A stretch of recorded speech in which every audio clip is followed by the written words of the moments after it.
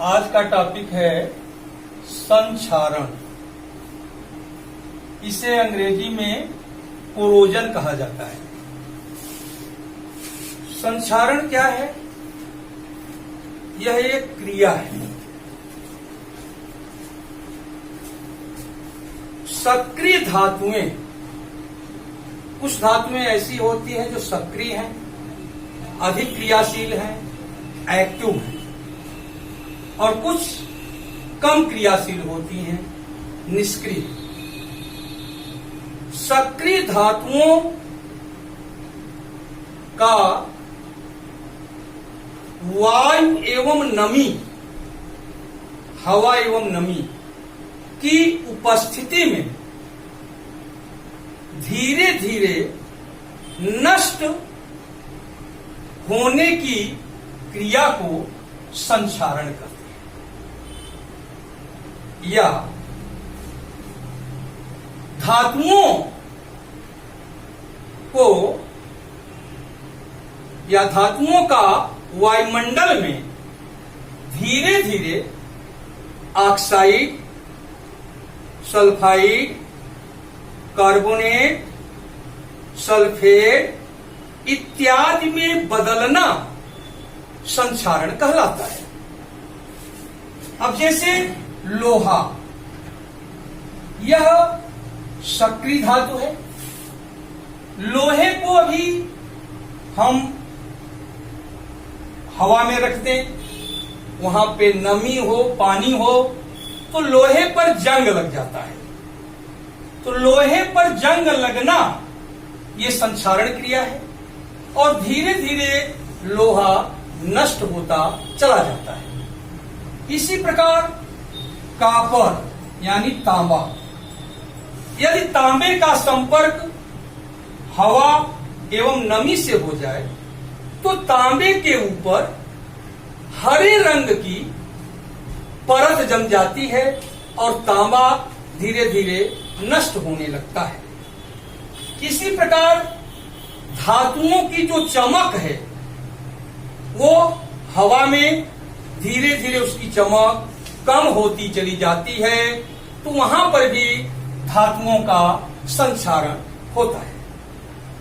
कुछ धातुएं हैं हमारे पास ऐसी जिनका संक्षारण नहीं होता, जो नष्ट नहीं होती, जैसे गोल्ड, सोना, चांदी, silver, platinum, PT, palladium, PD, ये धातुएं हैं। और जैसे निकिल, क्रोमियम, जिंक, ये इन धातुओं का संक्षारण नहीं होता है।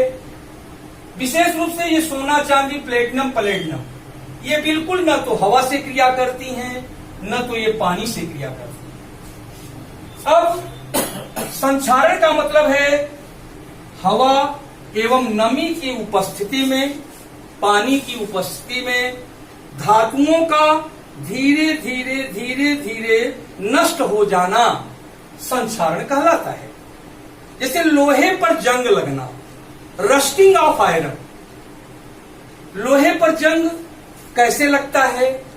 जंग में क्या होता है? ये जो जंग होता है ये भूरे रंग का, लाल भूरे रंग का पाउडर होता है। जंग को अंग्रेजी में रस्ट कहते हैं। ये लाल भूरे रंग का पाउडर होता है। जंग का सूत्र है फेरिक ऑक्साइड हाइड्रेटेड। ये जंग का, रस्ट का फार्मूला है। एक वैज्ञानिक था थेनार्ड।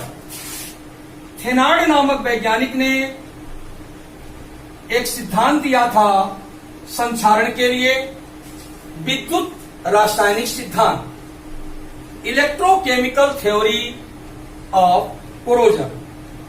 तो ये जो विद्युत रासायनिक सिद्धांत है, ये सिद्धांत कहता है कि जैसे मान लिया ये लोहा है, लोहे की छड़ है।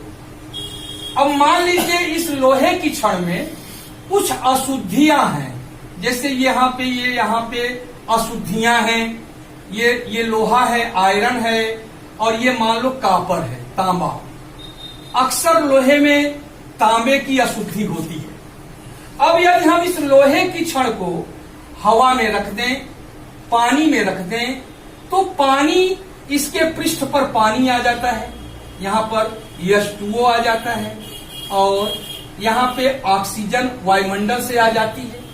तो यहां पर छोटे छोटे गैल्वेनिक सेल बन जाते हैं। जैसे यहां पे आयरन है, ये आयरन है, यहां पे कॉपर है। तो ये आयरन जो है ये एनोड का काम करता है और कॉपर जो है ये कैथोड का काम करने लगता है।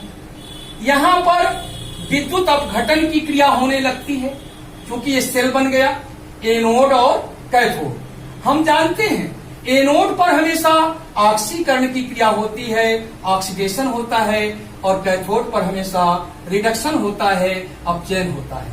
तो ये जो लोहा है, ये लोहे के एटम इलेक्ट्रॉन त्याग करके ये फेरस आयन में बदल जाएंगे, फेरस आयन।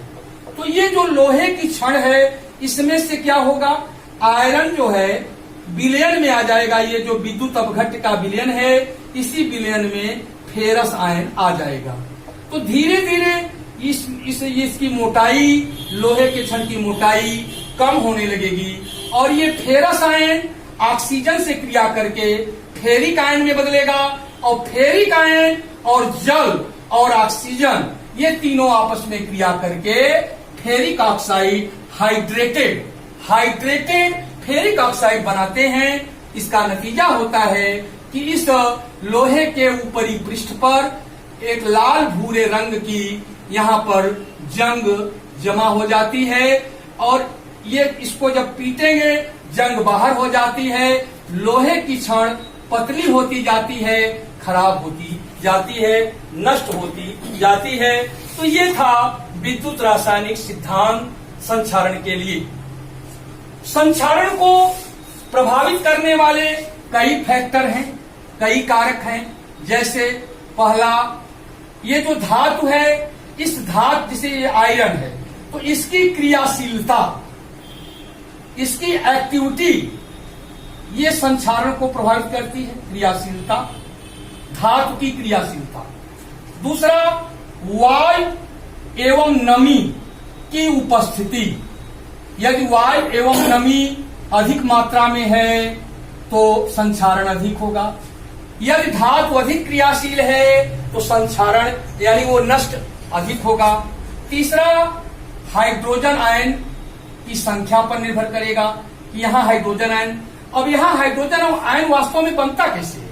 यहाँ जल, वायुमंडल में कार्बन डाइऑक्साइड, तो जल और carbon dioxide H2O plus CO2 ये दोनों जब आपस में मिलते हैं तो कार्बोनिक एसिड बनता है। कार्बोनिक एसिड का सूत्र है H2CO3। ये जब टूटता है तो हाइड्रोजन आयन बनता है।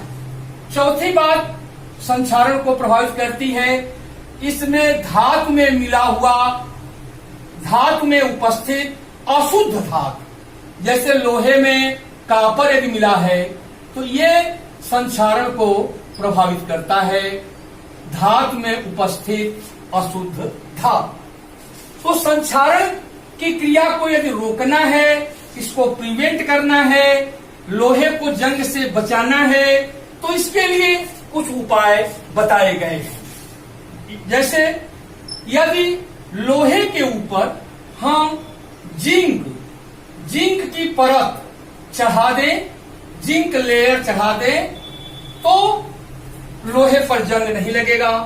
इसको इस प्रकार के लोहे को गैल्वेनाइज्ड आयरन कहते हैं। दूसरा तरीका है, लोहे के ऊपर यदि हम टिन की परत, टिन की लेयर चढ़ा दें, इससे भी लोहे पर जंग नहीं लगेगा। तीसरी उपाय है, हम लोहे पर निकिल का लेयर चढ़ा दें या क्रोमियम का लेयर चढ़ा दें, तो इससे भी लोहे पर जंग नहीं लगेगा। और भी उपाय हैं, जैसे हम लोहे पर कोल तार जो है लगा दें या पिच लगा दें, पिच, तो इससे भी लोहे पर जंग नहीं लगेगा। इसके अलावा हम यदि तेल लगा दें या ग्रीस लगा दें, इससे भी तेल या ग्रीस के द्वारा भी संक्षारण की क्रिया को कुछ हद तक रोकी जा सकती है।